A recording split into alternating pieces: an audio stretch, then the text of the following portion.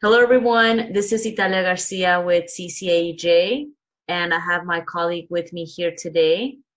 Hi everyone, this is Ricardo Lea speaking. I work with the policy team at CCAEJ. Thanks, Italia, for having me. Thank you, Ricardo.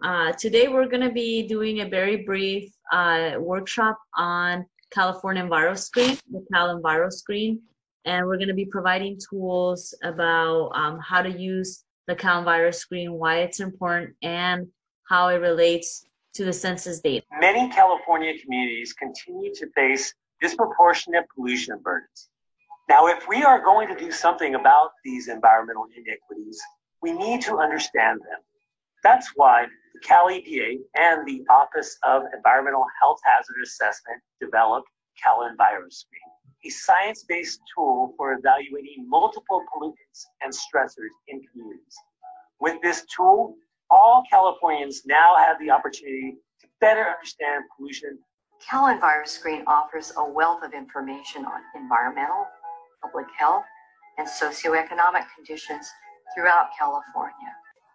As you all got an introduction to learn about the Cal EnviroScreen, I want to make sure that we have Ricardo talk a little bit more about how he has used it and why it's important. Cal EnviroScreen is a tool that supplements our community stories because it provides hard evidence, right? It provides scientific data, and that's not to say that without any of that, our community stories are less valid, but it does provide a basis for our claim. It's well known and it's reputable across different agencies and across different government bodies. Screen does it puts our struggles in a visual, right? And so as you all can see on this map, it's very easy to tell, right? It's kind of almost common, it's a common wisdom or conventional wisdom that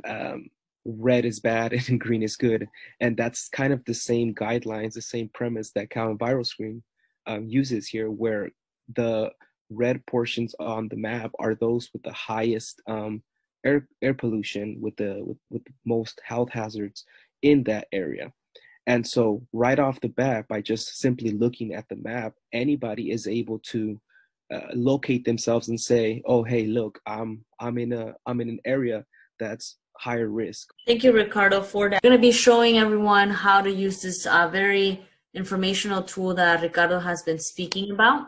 And so you can access it anywhere from your phone or your computer by simply typing in your search box Cal EnviroScreen.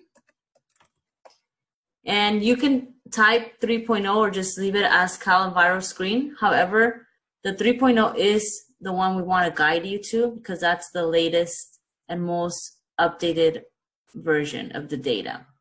So you click there, right? And we see here that, this data is taken from the U.S. Census Bureau tracks, and it reflects that. So you're going to scroll down just a bit. And here you're going to start seeing the map already.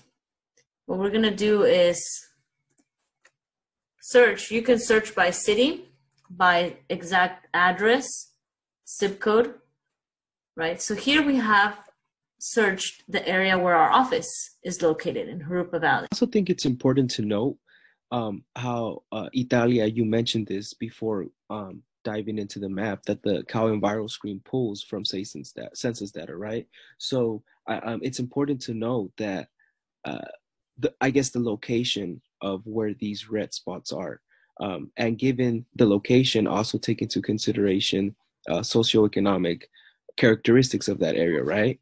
So Cal EnviroScreen is really helpful for us to also to not only pinpoint the high risk areas of pollution, but also the demographic of those areas. And as the background information had, the background video shown at the beginning of this video, how that video mentioned that most often it's communities, low-income communities of colors impacted by this. As Ricardo was saying, I think it's so important as we zoom out just a bit. We don't have to zoom out even too much and scroll down.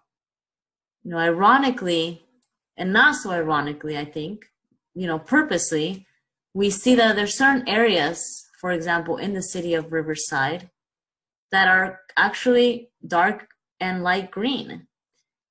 And these areas, we know historically and recently, they are known to be affluent communities with higher income levels. Would you care to add anything, Ricardo, to that? Simple image is enough to show that there really are disparities, that there really are certain communities that are burdened the most. And what makes CalEnviroScreen that much more important is that, as you showed earlier in the legend, it touches on things that,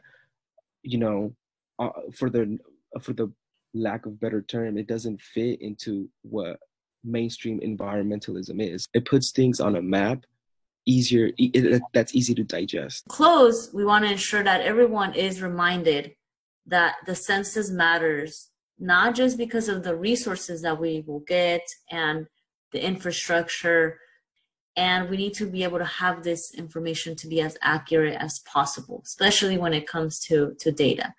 And so, Ricardo, thank you so much for tuning in today and joining me in this demonstration and tagging with me in this demonstration of the CalEnviroScreen. We want to just remind everyone to complete your census. You can log in online at My Census 2020. We also have some videos in our different platforms that go over on how to access the census. That ends our training for today. Thank you, Ricardo.